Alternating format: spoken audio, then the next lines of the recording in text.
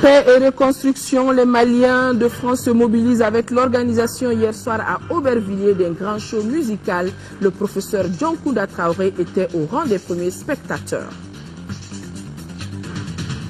L'Union européenne toujours mobilisée pour le Mali. Une délégation de haut niveau est là pour faire le point de sa mission d'accompagnement. Après Bamako, elle était à l'EUTM de Koulikoro où se déroule la formation des militaires maliens.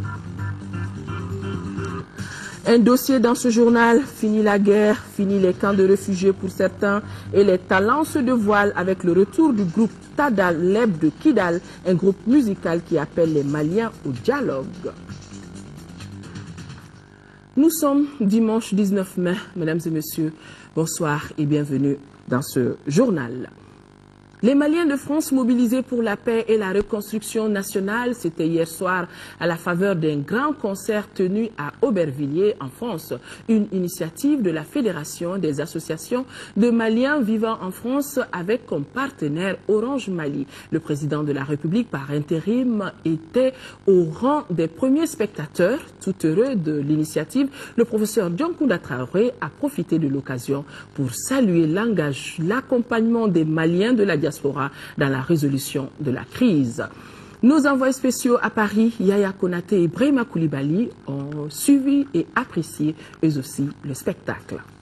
La paix et la réconciliation nationale, des aspirations que partagent aujourd'hui les Maliens où qu'ils se trouvent. Ceux de France ont tenu à exprimer leur attachement à ces valeurs en invitant le président Traoré à partager avec eux un moment de détente mais aussi un moment de communion face aux épreuves que traverse le pays. Des épreuves auxquelles la diaspora malienne n'est pas insensible, loin s'en faut. Ces Maliens de l'extérieur que le président de la République salue pour leur accompagnement et à qui il conseille l'unité et la solidarité. Devant ses compatriotes résidant en France, Dioncounda Traoré a exprimé sa reconnaissance envers ce pays hôte pour son intervention qui permet aujourd'hui d'envisager l'avenir avec sérénité. La crise malienne est en train d'être réglée.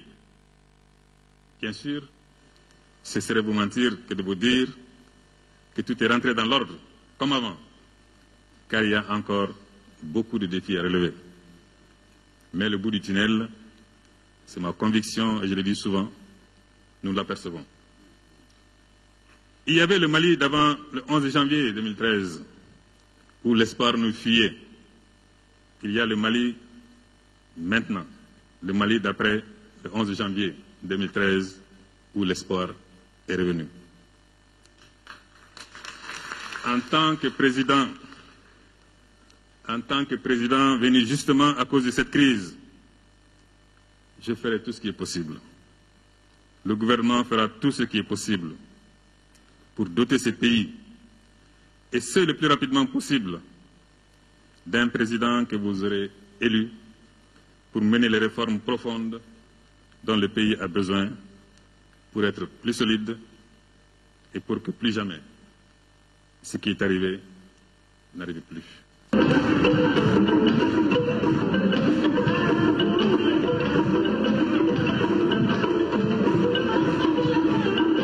Devant un public de grands jours, de nombreux artistes sont montés sur scène pour donner de la voix. Tour à tour et chacun dans son style, ils ont pendant plus de 2 heures tenu en haleine une salle surchauffée.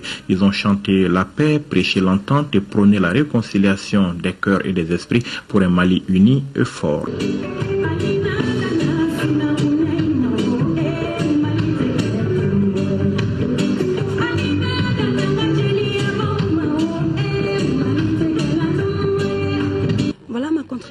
C'est d'apporter ma voix. Je suis chanteuse. J'ai pas de force pour aller au nord combattre. Rien ne vaut la paix. Donc les Maliens de Caille à Kidal, nous sommes tous les mêmes. Donc le pardon, rien ne vaut le pardon. J'appelle tout le monde au pardon. Avant on était unis, on était forts. La désunion nous a affaiblis. Les personnes mal intentionnées nous ont affaiblis. Peut-être à cause de leur argent, de leur gain. Mais c'est à nous maintenant de comprendre que si on se réunit davantage, la force reviendra. Moi je dis aux membres de MLA, on est tous frères. Ce Mali appartient à nous tous. il faut que vous déposez les armes et que vous venez à table pour discuter, négocier et qu'on se tombe d'accord vraiment pour laver l'affront que le Mali a eu. Pour que le Mali puisse récupérer son honneur qu'il a perdu depuis longtemps. Et ce concert, cette soirée, c'est un concert d'espoir. Le concert pour la paix et la réconciliation nationale, une initiative de la Fédération des associations de Maliens de France en partenariat avec la société Orange Mali. Ces Maliens aujourd'hui loin du pays, mais dont l'apport dans le développement de leurs terroirs respectifs et du pays en général est plus que significatif. Fini la guerre, la seule chose qui vaille aujourd'hui, c'est de gagner cette bataille pour la paix dans notre pays. Ici à Bamako, une délégation de haut niveau de l'Union européenne a rencontré hier la presse. Elle est à Bamako pour faire le point de sa mission dans notre pays. La délégation s'est rendue notamment à Koulikoro où elle a engagé la formation de 4 bataillons de l'armée malienne. La mission a également rencontré les autorités de la transition pour parler de coopération entre le Mali et l'Union européenne. Ibrahima Traoré a suivi ce point de presse pour nous. En fin de visite au Mali, la délégation de l'Union européenne fait le point de sa mission à la presse. Elle a eu d'abord une série d'entretiens avec les autorités de la transition. Les discussions ont porté sur la coopération entre le Mali et l'UE. Les deux parties ont évoqué la mise en œuvre de la feuille de route, notamment la sécurité dans le pays, la tenue des élections, le dialogue et la réconciliation nationale. Dans tous ces domaines, l'UE est prête à soutenir le Mali, par exemple, assistance électorale et mission d'observation qui sera menée par le député européen Louis Michel, ancien commissaire au développement. L'Union européenne s'est engagée à former 4 bataillons de l'armée malienne. La formation du premier bataillon, qui porte le nom de Waraba, s'achève le 8 juin prochain. Après une visite à Koulikoro, les autorités militaires européennes apprécient la mission sur le terrain. Ces quelques heures passées à Bamako et à Koulikoro, je ressors enthousiaste et confiant. Enthousiaste par l'engagement, la rapidité de l'engagement européen. Ces 22 nations qui ont déployé des personnels professionnels extrêmement compétents dans des domaines particuliers et qui permettent d'apporter au Mali le soutien. On se lance dans un travail conjoint avec les autorités maliennes de reconstruction complète de l'armée malienne, en identifiant des pistes particulières de coopération ou de travail de reconstruction de cette armée malienne, un certain nombre de projets qui pourront être des pistes étudiées pour la prolongation de notre mandat. Ces pistes et ces projets seront proposés au comité politique et de sécurité. Je pense que nous allons les étudier dans les semaines qui viennent et que nous proposerons sans doute des orientations stratégiques à l'automne prochain à Bruxelles, de façon à ce qu'elles soient validées par le niveau politique et de façon à ce que si les autorités politiques décident que nous continuions, cette décision soit prise avant la fin de notre mandat qui aujourd'hui intervient en mai 2014. À l'Union européenne, on réfléchit déjà à la poursuite de la mission EUTM au Mali dans le but de former les 4 autres bataillons de l'armée nationale. Une demande formelle des autorités politiques du pays pourrait accélérer les choses. Mesdames, Messieurs, avant donc ce point de presse, la délégation s'est rendue à Koulikoro où elle a rencontré les experts formateurs européens et les 715 éléments du premier bataillon Waraba en formation. Compte rendu depuis Koulikoro de Seydou Traoré. C'est pour transmettre la satisfaction de l'Union européenne aux experts formateurs et saluer le courage et les dons de soi du premier bataillon que cette délégation européenne a visité le centre d'instruction Boubacar Sarrassi de Koulikoro. L'adjointe de la haute représentante pour l'Union européenne et le chef du comité militaire de l'UE se sont adressés aux instructeurs pour la qualité et le professionnalisme fourni dans la formation autant technique que morale du bataillon Waraba. Le général Patrick de Rouzier a en outre réaffirmé la disponibilité de l'Union européenne à poursuivre la refondation de l'armée malienne. Il y a 2 jours, au cours de l'assemblée plénière qui nous a tous réunis à Bruxelles, avec votre commandant de mission, chaque chef d'état-major a exprimé son soutien et sa reconnaissance pour le travail que vous accomplissez ici.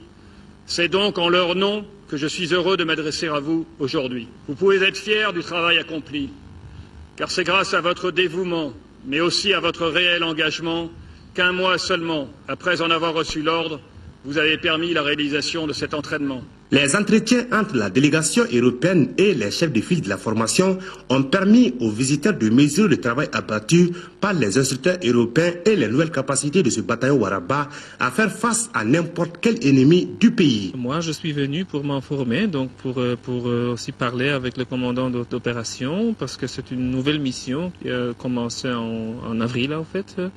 Il va durer 15 mois, donc je suis très satisfait, très impressionné par le progrès achevé. On va donc continuer jusqu'à l'année prochaine, mais bien sûr on va réfléchir si c'est nécessaire de continuer la mission, parce que nous sommes tout à fait au courant qu'il y a beaucoup de besoins, donc les besoins de l'armée malienne sont considérables. À 3 semaines de la fin de la formation du premier bataillon de l'armée malienne, chacun fonde à présent l'espoir sur ses soldats dans la sécurisation du territoire du Mali. Les communes rurales de Djogofri, Kenyebe et Koronga, dans le cercle de Nara, en deuxième région, doivent désormais se prendre en charge pour faire face à l'insécurité alimentaire sévère qui les frappe. Le projet d'outil initié à cet effet par Catholic Relief Services sur financement de l'USAID a été lancé jeudi dernier à Tirou. Envoyés spéciaux Nando Dambélé et Seydou Sissoko. Djogofri, Kenyebe et Koronga ont été sélectionnés par le gouvernement à travers le système d'alerte précoce SAP comme faisant partie des 210 communes confrontées à une insécurité alimentaire sévère depuis 2011. À cet effet, elles bénéficient du programme d'urgence intitulé Douté en langue locale soninké, se prendre en charge. Le programme a pour but d'atténuer la crise socio-économique et alimentaire des communautés vulnérables du cercle de Nara. CRS est en solidarité avec le cercle de Nara à travers de ce projet, mais aussi à travers du projet Food for Education FFE. Financé par l'USAID à hauteur de 919 432 000 francs CFA, à travers Catholic Relief Services sur exécution de l'ONG CSPDA, le programme va faciliter la récupération et la résilience des communautés bénéficiaires face à la crise alimentaire. Les bénéficiaires directs du projet sont composés essentiellement de ménages démunis, de femmes chefs de ménage, de femmes enceintes ou allaitantes, de personnes âgées. Pour une durée de 12 mois, le projet ainsi lancé consiste en la réalisation de menus ouvrages agro-silvo-pastoraux et l'équipement des bénéficiaires. Ils sont au total 4 541 ménages bénéficiaires du projet. Ils reçoivent ainsi des fonds dans le cadre de Cash for Work, c'est-à-dire argent contre travail pour les activités agro-silvo-pastorales menées. Élection générale de 2013, les gouverneurs, les conseillers et préfets des régions de Kaï, Koulikoro et du district de Bamako sont en formation au gouvernorat du district. Objectif, réussir l'organisation d'élections libres et transparentes sur la base d'un fichier électoral fiable et accepté de tous. Fademba Keita. L'entrée des cartes Nina dans le processus électoral 2013 est effective. Elle commence par leur remise physique et individuelle par des équipes appelées équipes de remise des cartes Nina et d'appui aux commissions administratives d'établissement des listes électorales biométriques. C'est en vue de faciliter l'identification de chaque électeur que le ministère de l'administration territoriale, à travers la cellule d'appui au processus électoral, a initié cette formation. Une formation à l'intention de ceux-là chargés d'orienter les équipes de remise des cartes. Il faudrait que toutes les décisions soient prises pour que ces cartes d'INA puissent être remises à leurs différents titulaires. Donc comment le faire? C'est pour ça que tous les préfets sont là. C'est eux qui doivent assurer le relais au niveau de leurs différents cercles pour la formation des différentes équipes qui vont donc se mettre à l'œuvre très bientôt.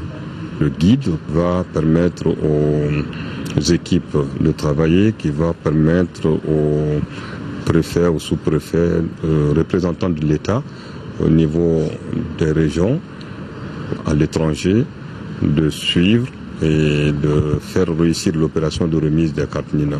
Pour les participants, cette étape est un passage obligé, voire indispensable pour la réussite des élections. Pour le moment, nous sommes en train de prendre la formation et elle comporte toute la procédure de gestion des cartes Nina jusqu'au retour des cartes non distribuées au centre de traitement.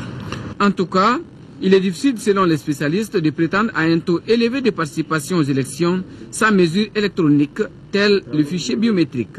Le fichier biométrique est l'ensemble des listes électorales où chaque électeur est identifié par son numéro, sa photo et son empreinte digitale.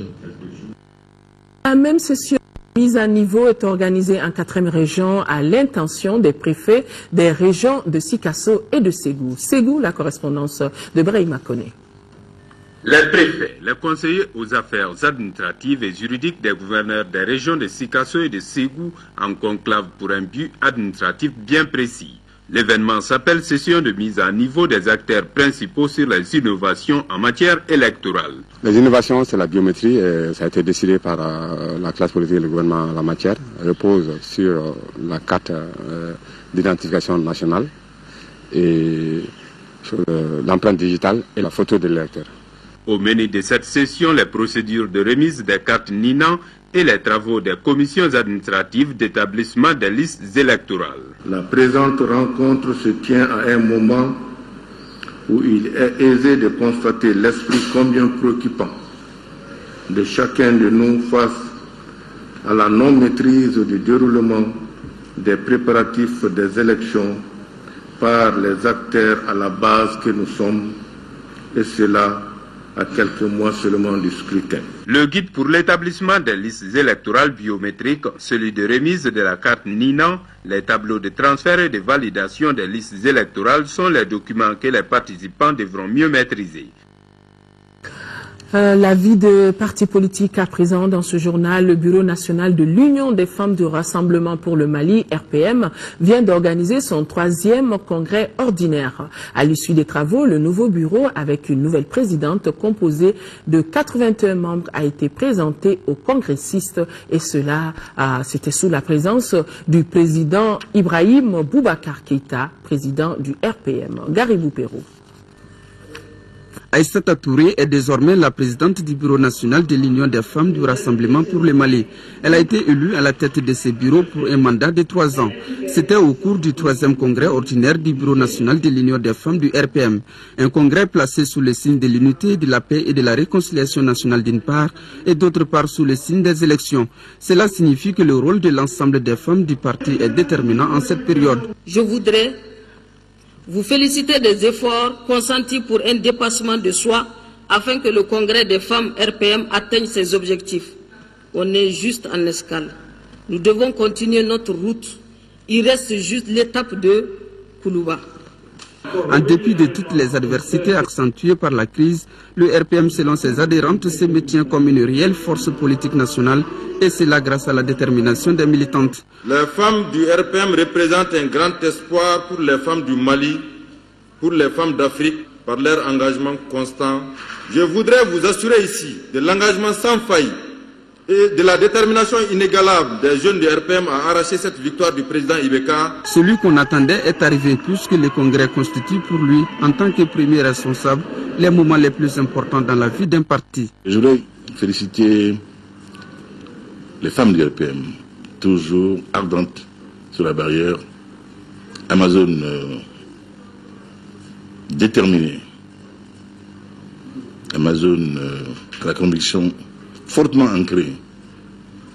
Elles ne sont pas de celles qui succombent au premier séducteur venu. Le Bureau national de l'Union des femmes du Rassemblement pour le Mali est composé de 81 membres. Au cours de la cérémonie, plusieurs autres partis politiques se sont succédés à la tribune pour joindre leur voix au projet de société du RPM. Les membres et sympathisants de l'Alliance pour la solidarité au Mali, ASMA, réunis en Assemblée générale extraordinaire ce jour dimanche 19 mai à la Pyramide du Souvenir, ont décidé de créer un parti politique dénommé ASMA, Convergence des forces patriotiques. Cette décision s'inscrit dans la continuité d'un engagement constant, soucieux d'offrir un cadre de convergence, de réflexion, d'organisation et de mobilisation des forces patriotiques et démocratiques désireuses de s'inscrire dans une démarche de rassemblement, de reconstruction et de développement. La lutte historique que nous avons menée pour l'avènement des Mali unis, démocratiques et prospères est une quête qui n'est pas achevée et qui nous impose de redoubler d'ardeur et de détermination pour offrir aux générations futures la sécurité, la sérénité et les perspectives heureuses qu'elles sont en droit d'attendre. L'Assemblée a élu Soumeilou Boubei Meiga comme président et Amadou Di Baba Sissé, secrétaire général à la tête d'une direction nationale composée de 11 secrétariats et de 9 commissions thématiques.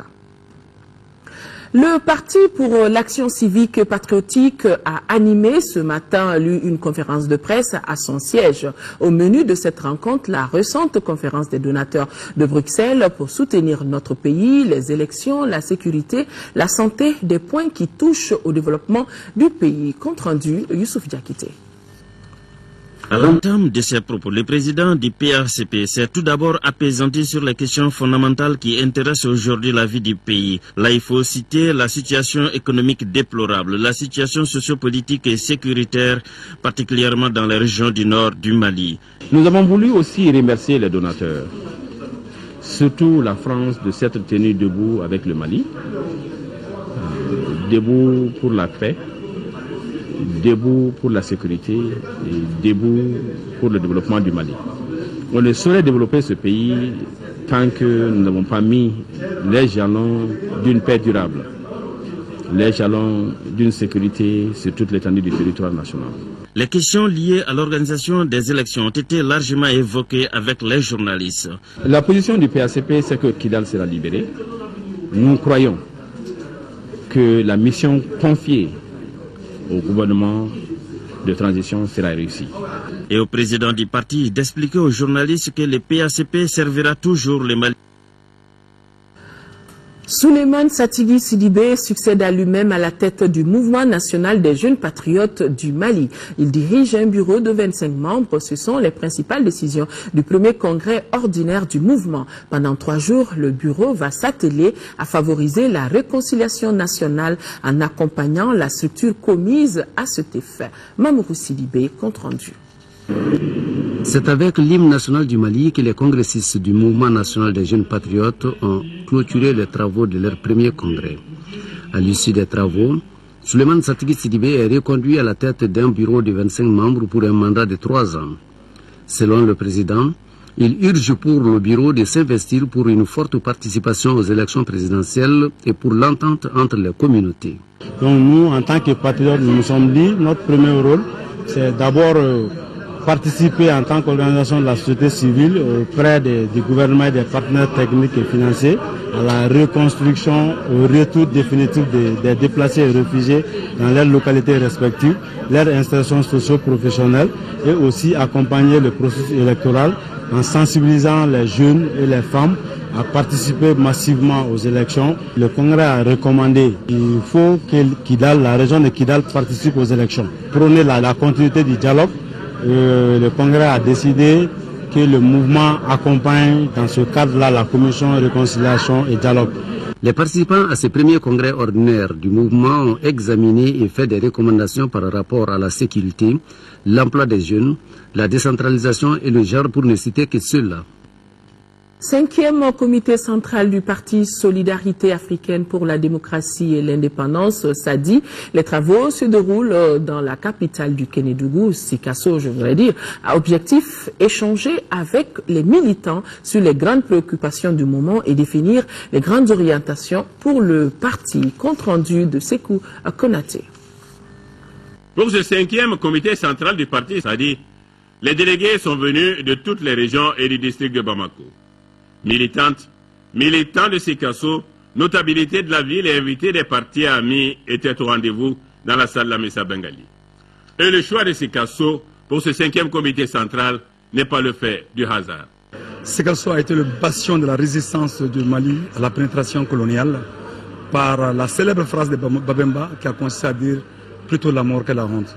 Sikasso, dans les années 1946, a été le fief du combat du président Modibo Keïta, de Mamadou Konaté et de Jean-Marie Koné pour emprunter à notre pays la voie à suivre pour la souveraineté et l'indépendance. La crise qui frappe notre pays depuis janvier 2012 la vision du parti SADI des échéances électorales de 2013, la gestion de la transition, le foncier, l'école et la santé seront au cœur de ce 5e comité central.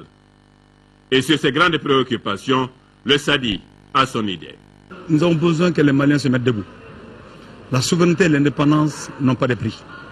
Nous devons arrêter aujourd'hui des calculs mesquins pour voir l'avenir de notre pays dans le sens de son unité et de son indépendance. Cela requiert de chaque Malien, de chaque Malienne, un sursaut patriotique. Un sketch de sensibilisation pour une participation de qualité aux échéances électorales interprété par la troupe d'Iguiya de Sikasso. Les messages des partis invités ont également marqué le démarrage des travaux du 5e comité central du SADI à Sikasso. Des résolutions fortes sont attendues à l'issue de ce 5e comité central. Des résolutions qui serviront de feuille de route pour les jours, mois à venir. Le mouvement Dionkunda Traoré tient sa première conférence nationale extraordinaire. Les coordinateurs du mouvement venus des régions sont appelés à procéder au remembrement du bureau national. Il est aussi question au cours de la rencontre de parler des préparatifs de la journée nationale du pardon qu'entend organiser le mouvement. Adama Kodjo. Le mouvement Dionkunda Traoré s'organise pour apporter sa contribution pour la réconciliation nationale. Réunis en faveur de leur première conférence nationale extraordinaire, les membres du mouvement devront s'atteler au remembrement de leur bureau. Occasion pour les organisateurs d'échanger sur la journée nationale du pardon qu'ils entendent initier le 21 de ce mois. Le mouvement Dionkunda Traoré pour le développement entend œuvrer pour une fraternité retrouvée. Nous estimons que les Maliennes et les Maliens de tout horizon doivent se donner la main et se pardonner pour le renforcement de la paix et de la cohésion nationale. Il a été également question des futures élections générales et de la réconciliation. Chacun de vous doit contribuer aux amendements du rapport de réflexion du MDTM sur le processus de dialogue et de réconciliation. Nous souhaitons l'implication d'une large couche de population pour une efficiente contribution. Il va sans dire que les organisations de la société civile ont un rôle important à jouer pour l'atteinte des objectifs attendus de cette commission d'espérance. Créé en octobre 2012, le mouvement Dionkunda Traoré se fixe comme objectif l'accompagnement des autorités de transition dans l'accomplissement de leur mission. Nous rappelons ce communiqué du président de l'Assemblée nationale qui porte à la connaissance des honorables députés qu'une séance plénière de la session ordinaire en cours se tiendra demain lundi 20 mai et jour suivant s'il y a lieu à partir de 10h dans la salle Modibo Keïta. Le projet d'ordre du jour porte sur des questions orales adressées à Monsieur le ministre de l'Éducation, de l'Alphabétisation et de la Promotion des langues nationales. Des délibérations sur le projet de loi modifiant la loi numéro 06044 du 4 septembre 2006 portant loi électorale et des communications suivront. À Tombouctou, les examens de fin d'année scolaire, DF, BAC, BT et CAP sont prévus pour fin septembre selon le directeur de l'académie d'enseignement de Tombouctou. Ils seront environ 200 candidats à se préparer pour passer les épreuves. Les autorités scolaires ont visité certains établissements. Constat, la région pourrait être dans le délai si la tendance actuelle se maintient. Adama Djimde depuis Tombouctou. Le lycée Maman Alassane Aïdara de Tombouctou est le seul lycée public de la région qui fonctionne. La SHT est la classe qui a le plus grand nombre d'élèves. Ils sont 95 à préparer le bac à l'image des autres séries. Compte tenu de la situation d'occupation, ici le bac est prévu pour fin septembre. Il en est de même pour le BT, le CAP et le DEF. Les autorités scolaires s'engagent à mettre les bouchées doubles pour être dans le délai. Toutes les dispositions utiles ont été prises à cet effet. Nous avons pu savoir l'avancement du programme et à cela, nous avons pu voir à partir du mois de mai jusqu'au mois de septembre qu'est-ce qui peut être fait et si nécessaire, s'il faut élaguer certaines parties qui puissent rendre le travail beaucoup plus flexible, beaucoup plus compréhensif. Le travail a été fait, je crois très peaufiné et à cela, je n'ai aucune crainte. Le personnel enseignant est dans la même dynamique que les élèves, les principaux intéressés. Si vraiment les cours se déroulent normalement comme ça, d'ici jusqu'à septembre, Inch'Allah, on n'a pas de problème. Quant aux établissements techniques privés, ils sont regroupés au sein du CEFAB, Centre de formation Amadou Badou. On y prépare comme on le peut le BT et le CAP. S'agissant du DF, les différents seconds cycles de la ville sont dans la même logique, seulement que les privés ont été sérieusement touchés par la crise. Nous avons l'effectif qui a dégradé de 500, on se retrouve à 150, donc sans les cotisations. Alors on ne peut pas vraiment payer les salaires des enseignants, n'est-ce pas? Alors tout ceci alors est dû à la crise. Dans tous les cas, les candidats auront à passer leur examen, quoique spécial, sur place. Tombouctou, l'UNICEF, partenaire privilégié pour les enfants de Tombouctou, vient de remettre 2 véhicules et des ordinateurs. Cette remise répond aux besoins d'urgence des structures techniques qui ont repris le service sur le terrain. Yeya Tandina. L'organisation internationale UNICEF a apporté une réponse aux besoins d'urgence des services sociaux de base de la région de Tombouctou.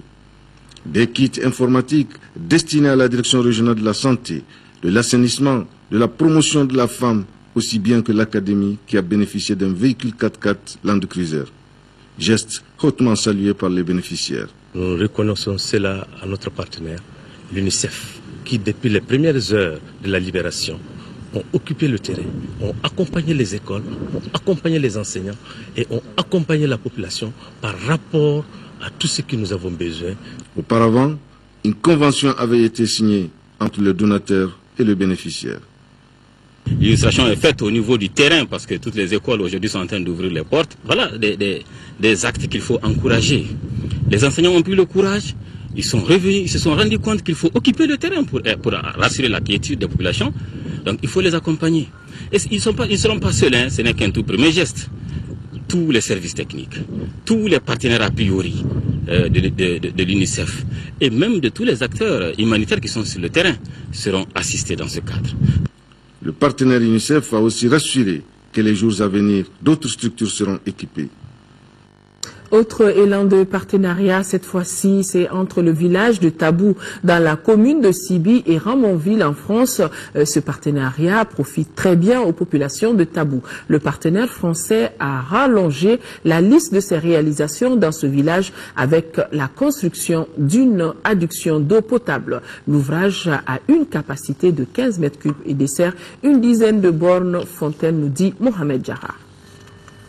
Tabou est situé à 5 km de Sibi. Le village a changé de visage depuis 6 ans avec l'établissement de la coopération décentralisée entre Tabou et Ramonville Saint-Anne-de-France. Comme fruit de ce partenariat, on peut citer la réalisation de plusieurs infrastructures de base. L'adduction d'eau sommaire du CESCOM de Sibi, la réhabilitation de l'adduction d'eau sommaire du quartier de Sabakro à Sibi, la réhabilitation de 11 pompes par motricité humaine, la réalisation de 13 forages, l'appui financier à hauteur de 4 646 000 francs, dont 2 146 000 francs destinés à l'élaboration du programme de développement économique et social et culturel 2010-2014 de la commune, et 2 500 000 pour la quote-part de la mairie dans la réalisation de l'adduction d'eau potable de la ville de Sibi. La liste vient de se rallonger avec la cérémonie de ce dimanche, une cérémonie relative à l'inauguration d'une seconde adduction d'eau. C'est un château d'eau de 15 mètres cubes. S'élever les 17 mètres de hauteur. Ça peut prendre les 10 bornes fontaines. Les femmes, les autorités locales et traditionnelles de Tabou ont remercié la partie française. Selon elles, l'ouvrage contribuera à amoindrir les souffrances des femmes. Ce partenariat a été possible grâce à l'implication des ressortissants de Tabou en France et à Bamako. Pour le partenaire français, le geste est une réponse à la demande des populations des Tabou. Ces actions ont un même objectif. D'abord, baisser les maladies hydriques, et vous savez que l'accès à l'eau est pour cela essentiel. Et ensuite, permettre une prise en main de la gestion de l'eau sur la commune de Sibi. Et tous les ingrédients étaient réunis pour rehausser l'éclat de la cérémonie. Un bel exemple de coopération décentralisée. Contrairement à Tombouctou, presque tout le patrimoine culturel de Gao a échappé à la barbarie des occupants. Et cela grâce à la bonne organisation et à la vigilance de la population. Pour être témoin oculaire, notre équipe de reportage s'est rendue au tombeau des Askia, érigé depuis le XIVe siècle et placé au patrimoine mondial de l'UNESCO. Suivons le reportage. Le passage des rebelles a laissé des traces dans plusieurs domaines au nord. Tissu social, services publics, marchés, infrastructures routières et j'en passe. Mais à Gao, il y a des miraculés dont le tombeau des Askia. L'atteinte de ce monument serait un préjudice à la dignité de cette ville mondialement historique. Malgré les menaces, la population de Gao avait les yeux braqués sur son joyau. L'attachement de la population au tombeau des Askia fait que même les judaïstes savaient que s'ils touchaient à ce tombeau-là, c'était aussi une guerre civile. C'est-à-dire c'est leur départ. Chaque couche sociale s'est organisée à son niveau pour apporter sa petite pierre à la sauvegarde du tombeau des Askia.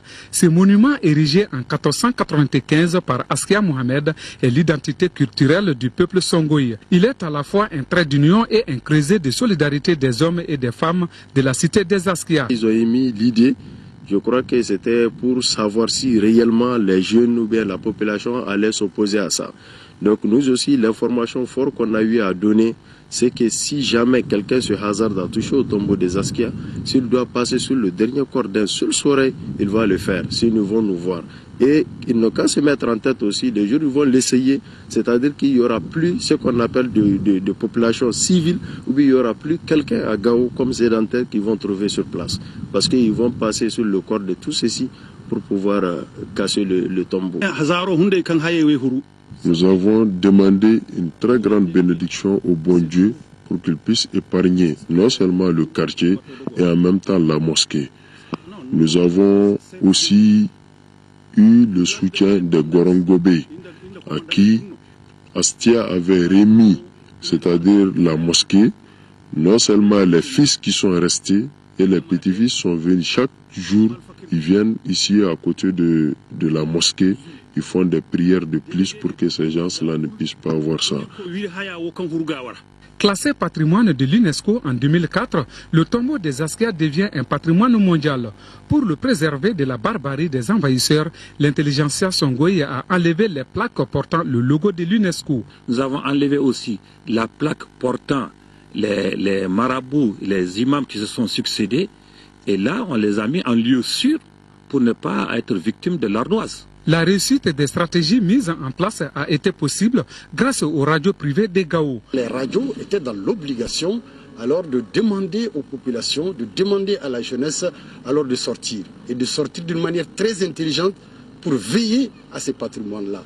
Et voilà comment ils se sont organisés à faire des brigades de vigilance, n'est-ce pas, qui rôdent chaque jour autour de ces patrimoines-là. Qu'on mette Gao au-dessus de tout, à l'image de ce tombeau-là, qui se dresse avec ses 17 mètres et qui a résisté à l'invasion marocaine, qui a résisté à la pénétration coloniale et qui a résisté aussi à l'invasion des Moujao.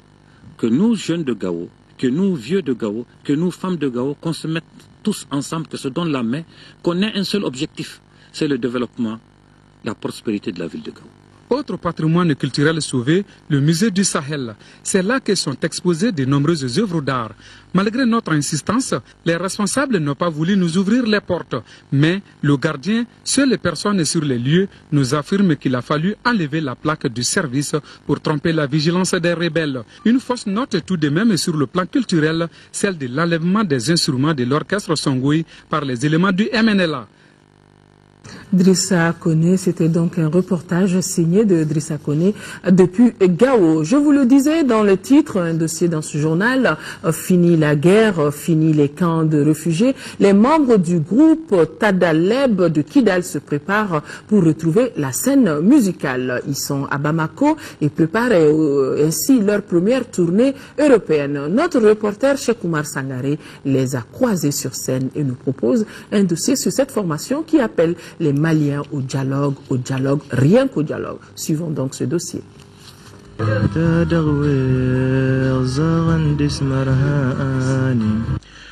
Le répertoire musical de Kidal, la 8e région administrative du Mali, est relayé par des groupes comme Tamikrest, Terakaf, Amanar, le célèbre Tinaruel et un dernier né qui s'appelle Tadalep. Ses membres sont jeunes et ils portent l'espoir de la guitare tamashek. Tadalep, c'est la verdure et également l'espoir. La verdure, pourquoi? Parce que sans la verdure, il n'y a pas de vie avec les animaux. Espoir, parce que c'est un groupe très jeune. Ils sont majoritairement originaires du village d'Agalhok. Agalhok, c'est aussi le nom de leur premier album. Pour cause, c'est d'abord parce que Agalhok, c'est la ville natale de la plupart des membres du groupe, mais également parce qu'on veut montrer au monde entier que Agalhok, ce n'est pas seulement les images qu'ils ont vues. Il y a une vie, il y a une joie, il y a de la musique. La crise a fortement secoué les artistes, surtout avec l'interdiction de la musique par les narcotrafiquants qui occupaient les villes du Nord. C'est ainsi que les musiciens du groupe Tadalep se sont dispersés entre les camps des réfugiés en Algérie et en Mauritanie. Aujourd'hui, ils sont ici à Bamako pour préparer leur première tournée européenne grâce à l'appui du festival de Sakane. Non, on chante dans plusieurs langues. Tamashek, arabe, français, bamana. En fait, reggae, blues, rock. On est en répétition, on prépare notre première tournée sur l'Europe qui va commencer le 5 juin. Et on va non seulement pour les festivals qui sont partenaires du festival au désert, mais également nous avons plusieurs autres dates en Italie, en République tchèque, en France, où nous serions pendant 3 mois. Le groupe a une pensée particulière pour les dizaines de milliers de réfugiés maliens. Ils appellent leurs frères à se parler, car selon eux, les armes ne nous conduiront qu'à la perte. La violence n'apporte que perte. La guerre n'apporte que perte. Je ne pense pas qu'il y ait un changement possible avec la guerre.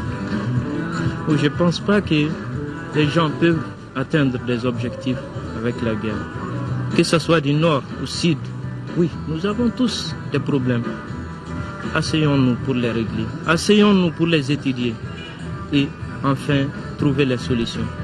Donc l'autre chose, le deuxième appel que je vais faire, c'est concernant ces 430 et quelques mille réfugiés qui sont hors du Mali. Vous savez, j'ai vécu dans les camps de réfugiés en 90. J'ai refusé de partir, ma famille est réfugiée actuellement. J'ai refusé de partir parce que j'ai cette image-là. Donc, j'ai dit, cessons la guerre. En regroupant sur cette scène les Maliens, noirs et blancs, du nord comme du sud, la musique nous indique que le vivre ensemble est encore possible et elle nous enseigne le caractère non réfléchi de ceux qui veulent diviser ces pays. Le Mali restera un et indivisible. Du sport au football dans ce journal. Hier, je vous le disais, la Coupe CAF, Coupe de la Confédération. Un match aller du tour de cadrage. Le stade malien de Bamako a nettement dominé les Burundais de Lydia Académique. 5-0. Avec cette victoire, les Blancs de Bamako ont pris une option très sérieuse sur la qualification en phase de poule. Le résumé de la rencontre avec Siragatou Sissé. Des scènes de joie sans commentaire. Un match maîtrisé de bout en bout par le stade malien. Le face-à-face du tour de cadrage à la Coupe de la Confédération, stade malien de Bamako, Lydia Ludique Académique de Burundi, a largement souri aux Blancs. En foulant la pelouse du stade Modibo Keïta, les hommes de l'entraîneur Pascal Janet savaient à quoi s'en tenir. La cadence est donnée dès la 3e minute. Mamadou Koulibaly est le premier à se mettre en action sur un service de Lamine Diawara. 1-0. 21e minute, Souleymane Dambélé exécute un coup franc plein de précision pour le 2-0. Ce but a coupé l'herbe sous les pieds des Burundais. Le stade malien file en effet le bon coton. À la 40e minute, Cheikh Mohamed Chérif Doumbia, le métronome des Blancs, dépose le ballon sur la tête de Morima Kankoita. 3-0, score à la mi-temps. Le stade malien de Bamako aborde la seconde partie avec la même intensité. Les académiciens de l'UDIA de Burundi n'ont pas existé dans ce match. L'attaquant Djouma Idi Saidi est expulsé à la 75e minute. Techniquement et physiquement présent, le Stade Malien de Bamako cravache à volonté. Dans les arrêts de jeu, Mamadou Koulibaly, bien servi par Abdoulaye Sissoko, entrait en cours et Cheikh Mohamed Chérif Doumbia, lui en solitaire, passe en revue la défense de l'UDIA académique pour les 4e et 5e buts du Stade Malien de Bamako. C'est un avantage qui est suffisamment important pour qu'on puisse aller là-bas avec de grands espoirs, quoi. Mais il y a encore 90 minutes et il faut respecter ces 90 minutes-là. Il peut se passer beaucoup de choses en football, mais voilà, c'est un avantage qui est assez confortable. Nous avons été battus, on a été largement dominés sur le plan tactique offensif. Je félicite l'équipe du Stade Malien. Cette sévère correction administrée au Burundais de l'UDIA ludique académique permet au Stade Malien de Bamako d'envisager le match et retour avec assurance dans 2 semaines à Bujumbura.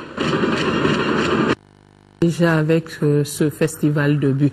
Voilà, mesdames et messieurs, c'est donc tout pour ce journal. Merci de l'avoir suivi. Pour des raisons techniques, vous ne pourrez pas suivre ce soir l'émission Ensemble pour un Mali indivisible.